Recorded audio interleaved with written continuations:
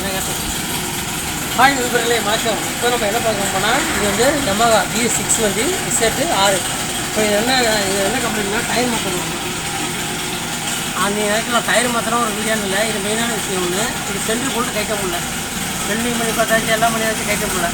அப்புறம் என்ன பண்ணேன், அப்படியே வச்சு இதை வச்சு நம்ம சென்சர் இல்லை புதுசாக டயர் கட்டுறவங்களாம் இது வந்து இதேமாரி பண்ணாதீங்க. ஏன்னா இதுமாரி ஆபத்து நிறையா இருக்குது.